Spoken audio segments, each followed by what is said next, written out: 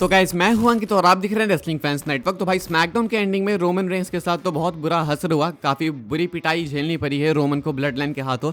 लेकिन स्मैकडाउन खत्म होने के बाद क्या हुआ, एक फुटेज निकल के सामने आ रही है रोमन रेंस की। एक डब्ल्यूडब्ल्यू ने पोस्ट करी है कुछ फैन फुटेज से, मैं आपको फैन फुटेज दिखाने वाला हूँ। डब्ल्यूडब्ल्यू वाली पे भाई कॉपीराइट आ जाएगा। यहाँ पे रोमन रेंस एक रेफरी को हरकाते हुए दिख रहे हैं। ये हील टैक्टिक्स अभी भी रोमन की खत्म नहीं हुई है। अच्छा कमाल की बात यहाँ पे ये है कि जेसिका कार भी रोमन को हेल्प करने की कोशिश कर रही है, लेकिन क्योंकि वो लड़की है तो रोमन उनको नहीं हरका रहे हैं। ये बेचारा मेल रेफरी आता है रोमन की हेल्प करने, तो रोमन बोलता है भाई हट यहाँ से दूर भाग, ऐसा होता है। उसके बाद रोमन रेंस यहाँ से निकल के जाते हैं, अपने आप को फेवर करते हुए जाते हैं। भाई अब सेल तो करना पड़ेगा ना, अब अटैक हुआ है तो। उसके बाद ये 2 टी शर्ट पहन के आते हैं Roman. By the way Roman ने 1 टी शर्ट नहीं 2 टी शर्ट पहन रखी थी। दूसरी वाली टी शर्ट ऊपर से खोल के एक फैन को देते हैं, तो शायद ये देने के पर्पज से ही आए थे रोमन रेंस। कुछ इस तरीके से भाई स्मैकडाउन खत्म होता है एंड स्मैकडाउन के एंडिंग में रोमन रेंस एक फैन को अपनी टी शर्ट दे के चले जाते हैं एंड रेफरी को तो भाई अभी भी रोमन रेंस थ्रेटन कर ही रहे हैं। आगे बढ़ते हैं गाइस, बात करते हैं अगली स्टोरी के बारे में जो कि है आफा अनोवा को लेके।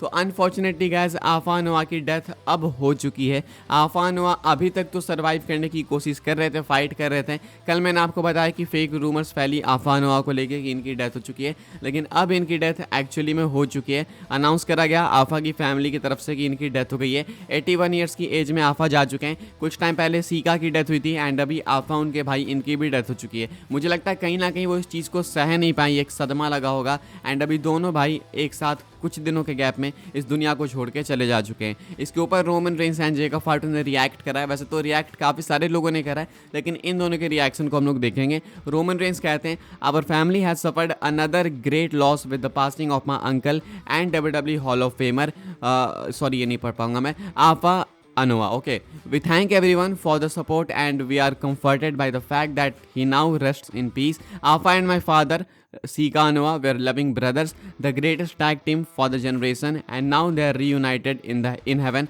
Rest in peace, Wild Samoans. तो कहते हैं कि आप सबका थैंक्स अगेन इस टफ टाइम में हमें सपोर्ट करने के लिए। हमारी फैमिली ने एक और काफ़ी ग्रेट लॉस सफ़र करा है। अब दोनों ही हॉल ऑफ फेमर थे भाई डब्ल्यूडब्ल्यू के, दोनों ही फॉर्मर टैग टीम चैंपियंस भी रह चुके हैं। आफा अनोवा एंड सीका अनोवा दोनों की डेथ भाई कुछ दिनों के गैप के अंदर हुई है, तो कहीं ना कहीं झटका तो रोमन की फैमिली को बहुत भयंकर लगा होगा। ये रोमन के अंकल थे एंड रोमन के फादर की डेथ कुछ दिनों पहले हो चुकी है। जेकब फार्टू भी रिएक्ट करते हैं, डब्ल्यूडब्ल्यू के ऑफिशियल ट्वीट को कोट करते हैं एंड कोट करके यहाँ पे जेकब फार्टू लिखते हैं लव यू अंकल। तो कुछ इस तरीके से जेकब फार्टू एंड रोमन रेंस ने रिएक्ट करा है आफा अनोवा के पासिंग के ऊपर। आगे बढ़ते हैं गाइस, बात करते हैं अगली स्टोरी के बारे में जो कि है एक बहुत ही इंटरेस्टिंग स्टोरी।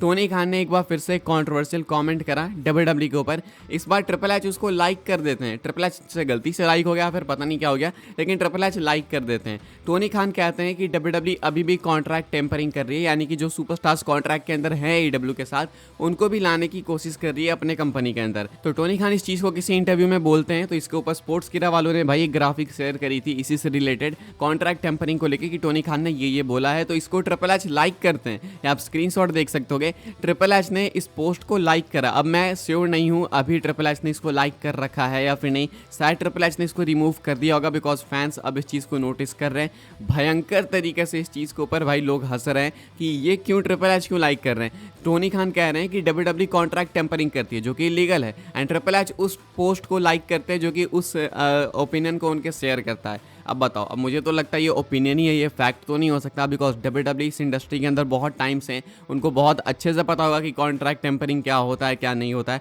तो वो ये बेवकूफ़ी क्यों ही करेंगे। और अगर ये करना रहता तो शायद जॉन मॉक्सली अभी तक रिवील कर चुके होते इस चीज़ को, बिकॉज सबसे पहले तो ये लोग मुझे लगता है जॉन मॉक्सली को ही टारगेट करते हैं। अगर कॉन्ट्रैक्ट टेम्परिंग करनी होती तो ये ओपिनियन ही शेयर कर रहे हैं एंड इसी ओपिनियन पीस को स्पोर्ट्स किरा वालों ने शेयर करा, तो ट्रिपल एच उसको लाइक करते हैं। अब पता नहीं ये लाइक अभी है या फिर नहीं, आप देख के बताना भी है या फिर नहीं, लेकिन ट्रिपल एच ने इसको लाइक करा तो इंटरनेट पे हंगामा हो गया। ये मुझे लगता है कि शायद गलती से ट्रिपल एच ने लाइक कर दिया होगा। भाई इस चीज़ को कोई इंटेंशनली लाइक क्यों करेगा, लेकिन अगर अभी तक ट्रिपल एच ने लाइक करके रखा होगा तो देन भाई मज़ा आ जाएगा देख के। मैं जाऊँगा चेक करूँगा, अगर ऐसा कुछ होगा तो मैं ट्वीट करके बताऊँगा। भाई तो ट्विटर पर फॉलो कर लेना, उसकी लिंक आपको मिल जाएगी डिस्क्रिप्शन में। आगे बढ़ते हैं गाइस, बात करते हैं अगली स्टोरी के बारे में जो कि है गाइस हार्डी बॉयज़ को लेके।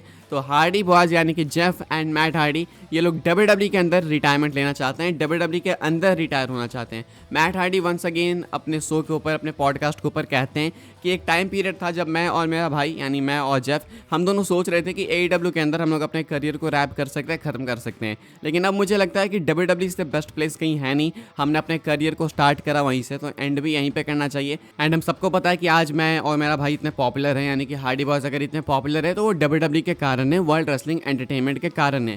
कहते हैं कि अगर मुझे और मेरे भाई को बुलाया जाता है तो बहुत अच्छी बात है, हम लोग हॉल ऑफ फेम में इंडक्ट भी होना चाहेंगे एंड उसके बाद रिटायर भी होना चाहेंगे कंपनी के अंदर ही, यानी WWE के अंदर ही। अब मुझे याद है जेफ हार्डी भी इस चीज़ को कह रहे थे कि उन्हें काफ़ी रिग्रेट है कि उन्होंने WWE के हॉल ऑफ फेम इंडक्शन वाले ऑफर को रिजेक्ट करा। वो चाहते थे कि ये दोनों भाई साथ में इंडक्ट करे जाएं। तो अगर WWE चाहेगी तो कर सकती है। अभी WWE की साइड से भाई कोई इंटरेस्ट दिख नहीं रहा है, लेकिन मे भी हो सकता है, पॉसिबिलिटी है कि WWE इनको मे भी एक आखिरी रन के लिए ला सकती है वापस, यानी तो सीधा इनको रन के लिए भी नहीं, हॉल ऑफ फेम में इंडक्ट करें एंड वहाँ से रिटायर कर दे। ये हो सकता है। बाकी ये हार्डी बॉस चाहते हैं कि ये WWE के अंदर ही रिटायर हो, स्पेशली अभी इस रेज़्यूमे के अंदर। आगे बढ़ते हैं गाइस, बात करते हैं अगली स्टोरी के बारे में जो कि अपनी आखिरी स्टोरी है। एंड शायद रोमन रेंस को WWE ने सेथ रॉलिंस की तरह भाई टेलीविजन से राइट ऑफ कर दिया, यानी कि अब रोमन रेंस आपको कुछ टाइम के लिए नहीं देखने को मिलेंगे।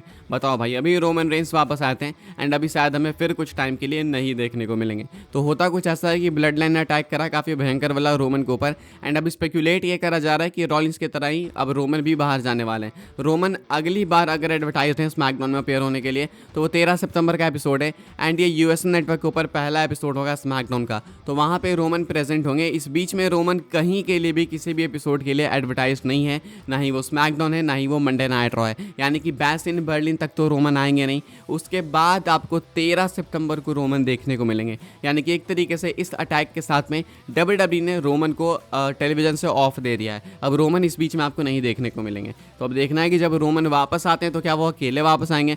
मुझे नहीं लगता है कि जब रोमन वापस आएंगे तो वो अकेले आएंगे। इस बार तो जे उसो को लेकर ही आएंगे। जे उसो को भी आना चाहिए, लेकिन पता नहीं जे उसो क्या कर रहे हैं। आज स्मैकडाउन में बैकस्टेज प्रेजेंट थे जे उसो, जैसे ये खत्म हुआ ना रोमन रेंस वाला सेगमेंट या अटैक वाला, उसके बाद जे उसो आके ईट कर रहे थे। तो बताओ भाई, उनको हेल्प करने आना चाहिए था ना भाई, वो नहीं आते हैं। लेकिन चलो ठीक है, अभी रोमन रेंस अगली बार आएंगे तो मोस्ट लाइकली बैकअप लेके आएंगे, बिकॉज रोमन एक से भिड़ सकते हैं, दो से भिड़ सकते हैं। जेकब फाटू अगर साथ में आ जाएंगे तो देन भिड़ना मुश्किल हो जाएगा रोमन के लिए। एंड वो आज हमने प्रैक्टिकली बिल्कुल सामने विजुअली देख लिया कि रोमन के साथ में क्या क्या हुआ, क्या क्या नहीं हुआ। तो फिलहाल एक्सपेक्टेड है कि रोमन रेंस टेलीविजन से ऑफ लेने वाले हैं एंड ये ऑफ एक्सपेक्टेड था भी, बिकॉज WWE ने बीच में इनको कहीं अनाउंस करा ही नहीं। हो सकता है बीच में आ जाए, अगर ऐसा कुछ होगा तो मैं आपको बताऊंगा, लेकिन अभी के अकॉर्डिंग ऐसा कुछ दिख नहीं रहा है। फिलहाल भाई इस वीडियो के लिए बस ये कुछ अपडेट्स थी। आई होप्स आपको इन्फॉर्मेशन मिली हो तो वीडियो को लाइक करें, शेयर करें, सब्सक्राइब जरूर से करें चैनल को, ताकि आने वाले टाइम के अंदर आपको और भी सही WWE की न्यूज़, रूमर, अपडेट सब कुछ टाइम टू टाइम जानने को मिलते रहे।